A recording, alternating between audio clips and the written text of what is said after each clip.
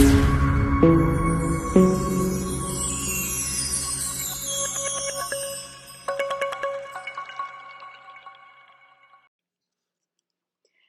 it's Erin and Simon with Assets and Arbitrage. And today we want to kind of talk about the Global Wealth Index. So, because you guys live in America, we thought it would be good to give you a bit more context on what wealth looks like globally. Okay, so today we want to go over, and we won't go over in depth. We're going to once again scratch the surface. Every year, Credit Suisse does a global wealth report, and it gives you a breakdown of the wealth globally, not just, in your own country, and you can have a context of how people actually have their wealth, how it's distributed across the whole world. So we're going to bring this up. We have a story here that we reference from time to time. It's a little bit older story. It's from MSNBC.com. I'm sorry, CNBC.com. So the title of the story is How Much Money Do You Need to Be Among the Richest 10% People Worldwide? So I think you guys will be interested to see some of these numbers. So this is about net worth, right? This is your wealth, not your average income, your yearly income. So a net worth of $93,170 USD makes you richer than 90% of the people in the world. And this is from the Credit Suisse report. Now, the Credit Suisse report is it's an extensive report. It's about 60 pages long. It's a PDF, and we will put it in the description. Okay, so now $93,000 makes you top 10% in the world. So look at this number. To be in the top 50% globally, as far as wealth is concerned, you have to have $4,210. So that puts you in the top 50 percentile, right? And it takes about a net worth of $871,320 to put you in the 1% in the entire world. And that's interesting, right? Because when you live in the United States, it's always about, they try to say, they're always talking about millionaires and billionaires, but quite honestly, about $100,000, you top 10 percentile in the world globally. And that's an arbitrage because $100,000 net worth in the United States, it may not get you very far. I mean, you may be okay. It may be okay for you, but it depends on what city you live in. And granted, this is from an older article, so the numbers probably have changed because this was before the pandemic, and so the numbers have changed slightly.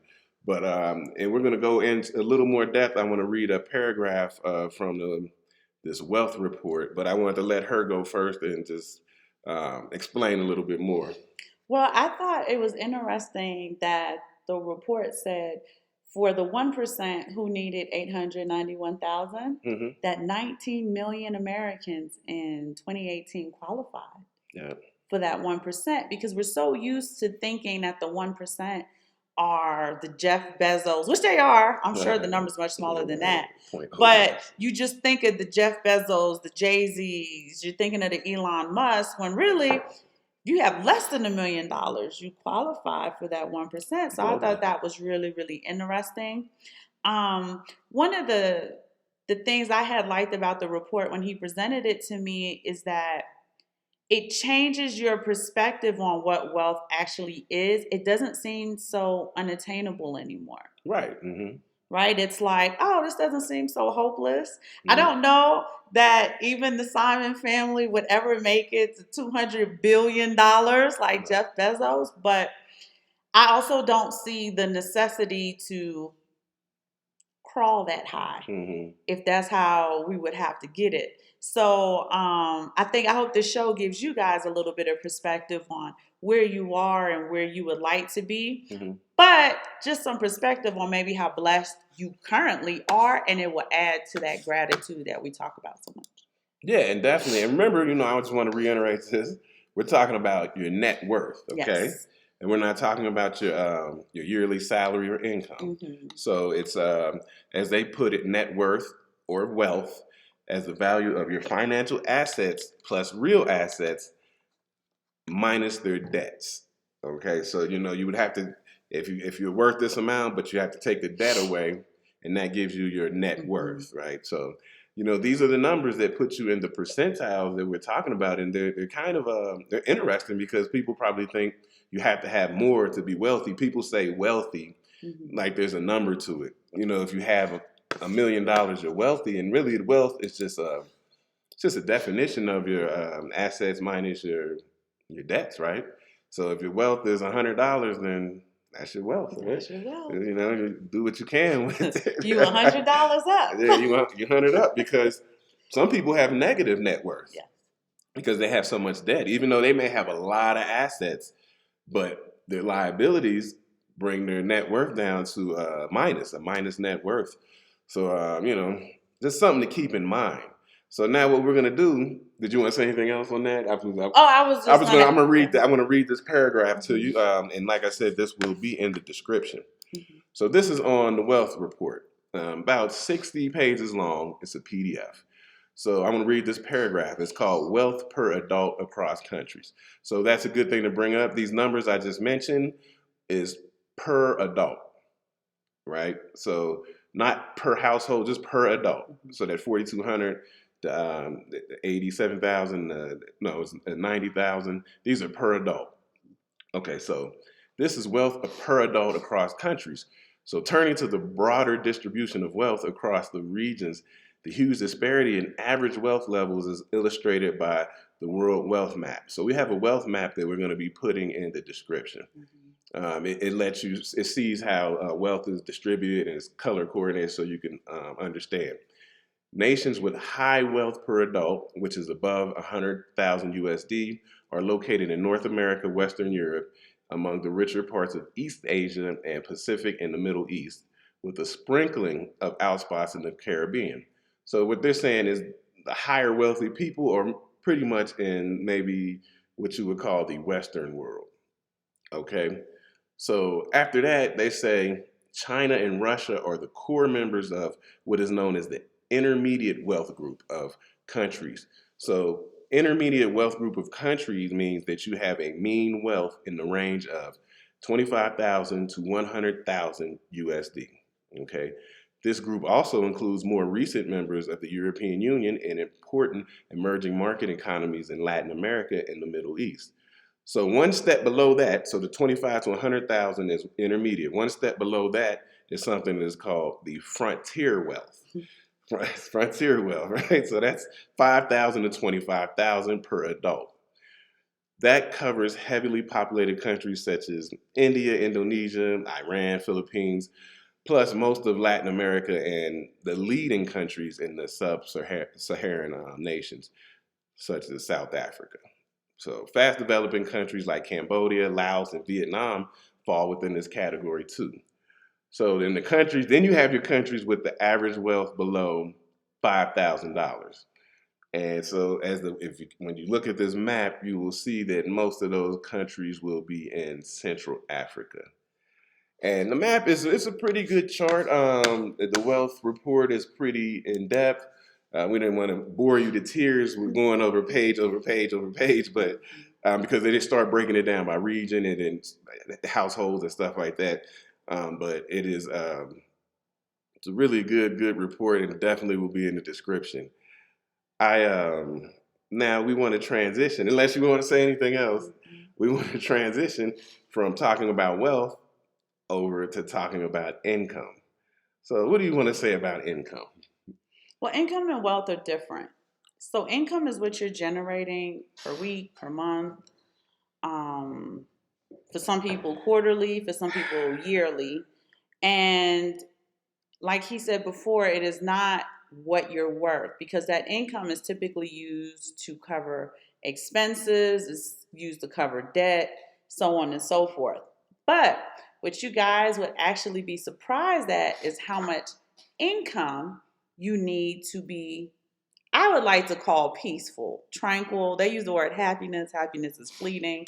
We'll talk about that in another show. But how much income you need to feel fulfilled, how much income you need to vibrate at a high frequency. You're not angry, you're not stressed out, you're not anxious. What are all the other bad things that come when you're not stressed? And we thought that you guys would be pleasantly surprised at what the number is, what the Goldilocks number is. All right, so we have another article. It's an important article. We like it. It is by Inc. So the title of the article is At What Price is Happiness?" Right. So this is a study done by Princeton University. It says Princeton University study finds that money that makes people more satisfied with their lives overall. So let's see who did this. The two researchers are a man named Daniel Kahneman. Okay, so he is the 2002 winner of the Nobel Prize in Economics, and also Angus Deaton. So he's the past president of the American Economic Association. So these are the two main researchers in this project done by Princeton University. And you know what the number is? The number they say is $75,000. So they're saying $75,000 is the number of income, salary, what have you, that provides happiness. And remember, this is going kind of like you get two things. It's going to be household, right? So, and it's going to be rate adjusted across cities. So we're not talking about 75,000 in San Francisco or Manhattan, right? We're talking about the baseline cities like Charlotte, Austin, Dallas, Houston, San Antonio. Some of these cities, this is where the 75,000, and it's rate adjusted, moving to the higher cost living cities. So basically, what they're saying is that below that, happiness is it diminishes, and above that, it doesn't really gain. It's like the happiness. If you make 75,000, maybe you make 90, it really doesn't change. I found that interesting because people are always chasing money. They're throwing the numbers out here, six figures and all this stuff, millionaire, and God forbid billionaire, billionaire. But 75,000 right there is like what she said, the Goldilocks zone. It's the sweet spot. And that's an interesting article, and it's a short article. We'll put it in the description as well.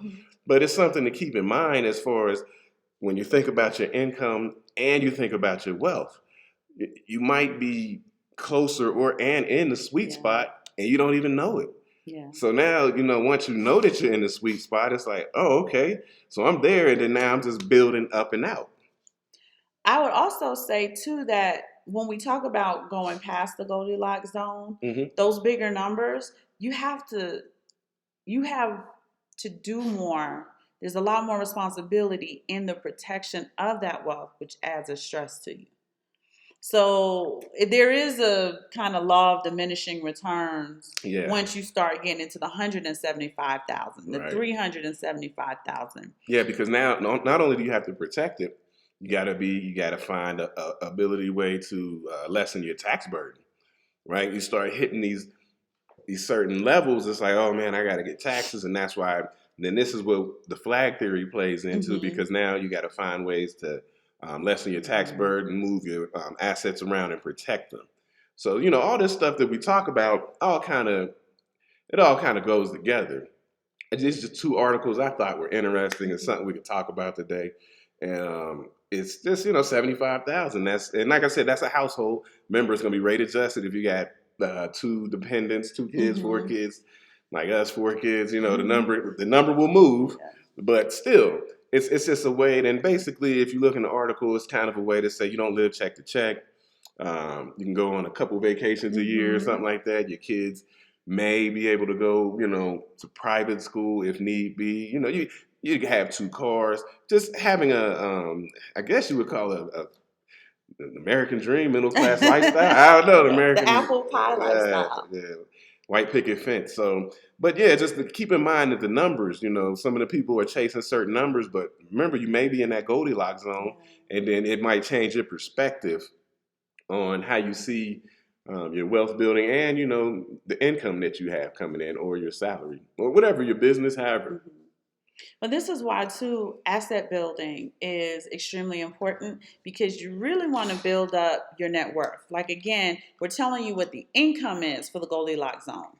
But your assets, you want to kind of build up your net worth so that you can not only be part of that global index, But for one, when you build up your assets in this lane, right? When you have high income in this lane, now you're talking about third parties like money managers.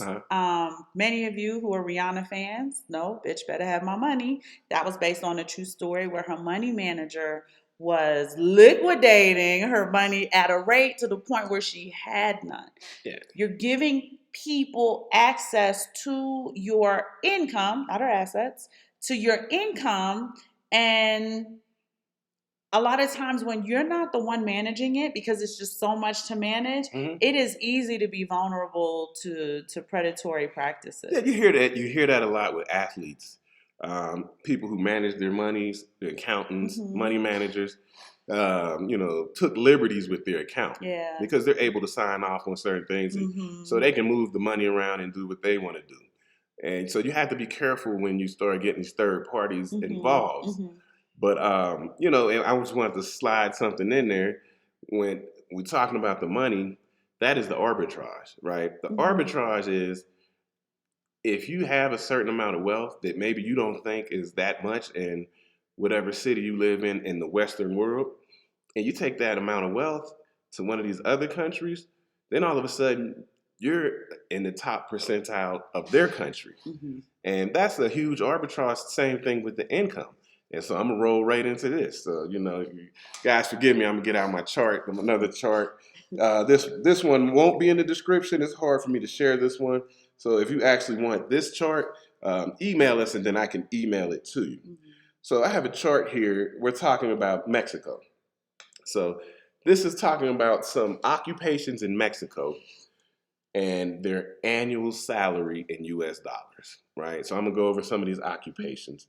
And that way you can get an idea of what people make in another country as regarded as opposed to you, and how that arbitrage is there for you to go there and take your salary and be amongst, the upper middle class, if not the top class. So first one, IT network specialist. So I don't know how much an IT network specialist makes in the United States, but it's pretty good money, right?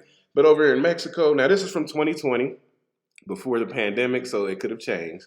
But their average salary, $1,400 per month, roughly, about $17,500 a year. That's what a network specialist makes. Let's see, a police officer. And they say municipal, so that would be like a city, local, not a state police officer, like a local police officer. They make $650 a month and about $7,800 per year. So that's what a police officer makes. Now, I was a firefighter. I worked with police officers. I know they make, it depends on your rank and your seniority and stuff, but they get up in $100,000 sometimes, over 100, right? So here they're gonna make about $7,800 a year. A year. Human resources manager. So human resources manager is gonna make about $1,400 a month, which adds up to about $17,000 a year, roughly. That's a human resources manager. And that's a good job here. That's a good job. So here's another one for you guys. A nurse. So nurses in the United States, they make bang. They make great money. Here, let's talk about it. $868 per month, which adds up to about $10,500 per year. That's what a nurse makes, right? I've had people email me who are nurses saying, can they come here and work as a nurse? And I would tell them no. Not at all. I don't even know if you get your credentials transferred over, but even if you could, you're not going to make any money, right? You're not going to make any money. So I'm not going to go over all of them, but I'm going to name a few more that will surprise you. A radiologist. So what is a radiologist? That is a doctor, right? That is a doctor. That's a medical doctor who works down in radiology. Well, here, that radiologist, across the board average, is going to make about $1,700 a month, which pans out to be about $20,000 a year. So now you're talking about a specialized doctor making $20,000 a year. That's the arbitrage. If you make $30,000 a year working at a call center, you make more than a damn doctor in Mexico. And so keep that in mind. Keep that in mind. I'm gonna go a couple more that will surprise you. Electrical engineer. Electrical engineer should be paid well. Is paid well in the United States. Yes. But here, so what we're gonna get here, you're gonna get about $1,200 a month, which is gonna add up to about $14,000 a year as an engineer, as an electrical engineer. Boy, you got a university professor, right? So professor, you probably have a master's degree. As a professor, you may have a PhD. So you should be compensated well for your education. Well, let's talk about it. $1,100 a month, and we're talking about $13.136 per year, $13,600 per year to be a university professor. All right, which is disappointing. Any other ones that are, the last one I might, we can go a couple more, just so you understand this. An air traffic controller who is paid very well. It is a very stressful job, but they are paid very well in the United States. And probably other places, Europe, EU, but in Mexico, they're saying $1,700 a month and about $20,000 a year. So they're making about the same as a doctor. And, aircraft engineer. Last one I'll do is accountant. Accountants make good money. An accountant, that's a good job. It's it's a high paying job. It pays you well. You can raise a family. You can do all the things you need to do. Well, here, you're going to get $1,100 a month, and you're going to make about $14,000 a year as an accountant, right? And this is just what we're saying. This is the arbitrage. If you can figure out, if you make $50,000 a year doing whatever job, working from home, whatever it is, and you come over here, you're in the top 10% easy. Easy. Even if it's from retirement pay, however you get your money, easy. And this is not just Mexico. There's other countries where you can have that arbitrage of the strongest U.S. currency, and you can take it somewhere where you can leverage the strength of your currency against a weaker currency and have a better lifestyle. Now, I was going to mention something that was odd. I'll let her tell about it.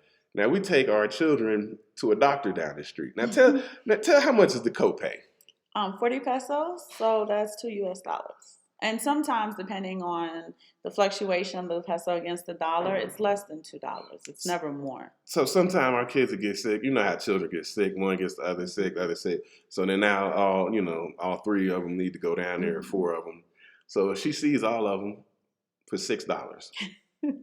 That's out of pocket. No insurance needed.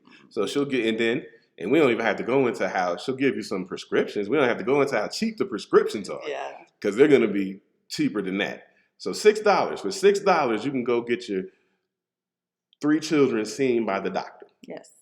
And I'm talking about simple stuff, a little cough, sore throat, earache or something like that.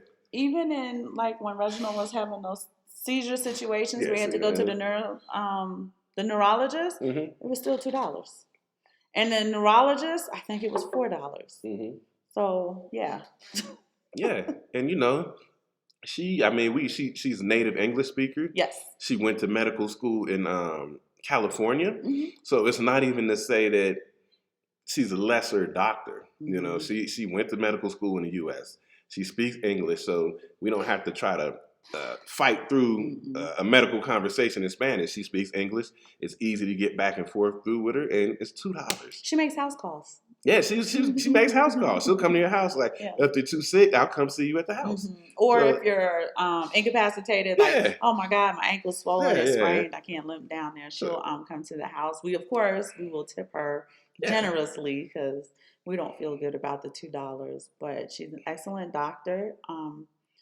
I know a lot of people, when we talk about medical discovery, they hear the horror stories. Okay, we're not talking about getting surgeries like tummy tucks, breast augmentation, BBLs. Yes, women are dying from that because they are cutting corners and not going to board certified. Yes. Because that, even here, it's going to cost money. It's not going to cost as much as it does in the United States, but it is going to cost a significant amount of money to go to a board certified surgeon to get that surgery, and they're still trying to cut they're still trying to cut corners. That's not what we're talking about. We are talking about if you needed like a knee replacement, if you needed like real surgeries. These are board certified. A lot of these doctors are medically trained in the U.S. Some of them are medically trained in Cuba, some in Europe. So they have the qualifications and the work does well, and it's rate adjusted. There's an arbitrage there. And also, and we bring this up because this is part of your plan. You have to take in consideration if you're going to move abroad or you want to take on that. You have to take in consideration that your health status, right? Yeah. So if you have chronic illnesses, then you have to weigh it out a little bit further. More. If you just like we're fairly healthy, so it's not like a big deal and stuff like that. Our children, we have some illnesses, ailments there, but we were comfortable with what was going on there. So yeah, that's part of it. Some people who have they have a V in Mexico City, they have a VA. So if you're a veteran, you can get that VA treatment down in Mexico City. So that's these are things to consider as far as health wise. I always wanted my mother to come move down here, but unfortunately, her health ailments wouldn't allow it. So it wasn't a place that she would be able to move because of the care she needed, and even because of the environment, elevation, altitude, I should say. So yeah. I would also say that if you have renal issues, they don't have as many hemodialysis centers as the United States does. So I would caution against those type of things. They have them, not to say that they don't, but there's a DaVita everywhere in the United States, so it's easy access. That is not the case in Mexico City. They do have them, but I don't know how far you would live away from them. I don't know how many colonias they would be accessible, so it's not as easily accessible as it would be in the U.S. So some of those things need to be on your radar, depending on what your chronic illness is. The other thing is here medically, and this is where the arbitrage is, the physicians are not under the influence, is the word I'm going to use, of big pharma. Yeah. So there's not to say there's no money to be made there. There's no incentive to, introduce this medication to you versus this medication. Most of the medications they have the active ingredients there. They're not name brand. For instance, a big drug here is omeprazole. It is the miracle drug for stomach and GI issues. It's Prilosec in the United States. But you're paying for Prilosec to brand it. You're paying for them to advertise it. Omeprazole here costs nothing. And instead of running out and getting Pepto-Bismol or whatever stomach stuff you would get for your kids, we get the omeprazole, and like I said, that is the tummy miracle drug that we use here in the house. It's just the active ingredient, and we're going through all of this to basically say, and also bring up the thing about Reginald, where the doctors will actually give you some natural. Oh, that was Junior. Oh, that was Junior. Okay, yeah, Junior had a chronic cough. Yeah, for his and asthma. He has asthma, but she said this time his lungs were clear. She auscultated his lungs; they were clear. And she says, "Oh, okay." So she writes on her little pad, 3 pineapples. So I looked at it. I said, "This is what you want?" She says, "Yes. I want you to buy 3 pineapples. I want you to cut them up and feed it to him all day long for 3 days." She said, "The active ingredient in pineapples is what's used in every single cough medicine." And I looked at her. I said, that's it? She says, "Well, our pineapples aren't GMO. They're natural pineapples. So it should work well. But if you would prefer for me to write you a prescription for cough medicine, I'm happy to do that." No. We did what she asked us to do. It did break up the mucus. His cough was gone by day 2 afternoon. And she told me, she was the one who told me. She says, "I don't work for Big Pharma. The doctors here in Mexico don't. It's easier for me to give you the actual solution to his problem than to introduce to you a drug that they're just trying to sell on the market. No one's getting paid from it, so we might as well just tell you the truth." And I was blown away by that. She says, "Our pineapples aren't GMO. It's going to work, I promise. And if it doesn't, come back and I'll give you the medication for free. And by day 2, that afternoon, he was fine because it wasn't asthma related. We just had to get rid of the mucus, and it got rid of his cough. Yeah, so that's part of the arbitrage, right? We always say health is wealth, right? Mm-hmm. So ability to be in a place where you can be healthier, get cheaper medication, or just get a alternative way of health if people don't like to, take drugs, medications. Maybe they're more into the food part, the actual farm, a C. The farm, the actual pharmacy. Something like over here, you readily get moringa and stuff like that. And what's the other one? Soursop. And so, this stuff is something that you want to take into consideration. I didn't want to get too far off the subject, but remember, what we're talking about, we're not going to keep you guys too long. But remember those numbers, right? Those numbers are, understand your wealth and your income is probably higher globally than you can even imagine or think, right? I always use the analogy about the United States. It's like living in the richest neighborhood in the world, right? If you lived in example, if you lived in Beverly Hills, you live in the neighborhood Beverly Hills, and you live in the smallest house in the neighborhood, everybody in the neighborhood is looking down on you like, oh, that's them poor people, right? They live down there in the corner with the little house. But then if you go down to Compton and tell them you live in Beverly Hills, they like, damn, son, you live in Beverly Hills? Right? So that's what it is. United States is like that rich neighborhood where it's real hard to make it over there. And then if you go somewhere else, they be like, damn, you from the U.S.? That's why when you go places, most places, they think that as a U.S. citizen, you're rich. Like, oh, they rich. They got paper. They work with you. You're a preferred customer everywhere you go. And it's just like you just live in the rich neighborhood. And but once you leave your neighborhood and go around the world, people respect you and stuff. And you can get, that's the arbitrage. You can get some some bang for your buck. Like I said, preferred customer. Things come to you a lot easier, right? Like I told you, you need to go out here and do some business. Oh, you from the United States? Handshake. Yeah, we can do business. And so these are things to keep in mind. We're going to elaborate on this on Wednesday. We have another article that we're going to go over with some options and some opportunities in regards to your U.S. citizenship and investments. So it'll be an interesting show. We try not to bore you. We try to keep it. Let me know. Let me know if we need to go over this wealth report in more depth. Like I said, it's in the description. 60 pages, pretty good read, a lot of good charts, a lot of numbers, Credit Suisse, and then we're going to put the article in there. And if you want that salary report that I read you from Mexico, email us. I can email that to you because it's not as easy to put in the description. And it's just for one country, so I don't know if everybody wants that. But let us know. I do want to do one more thing before we go. I was talking to you guys about the psychological war that you're in. The United States is doing that on purpose. They parade the millionaires. They parade the billionaires. They parade the celebrities. They parade them in front of you to make a point.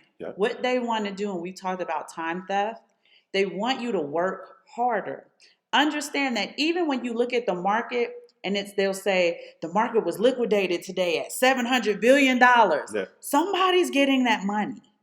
It's just not us, right?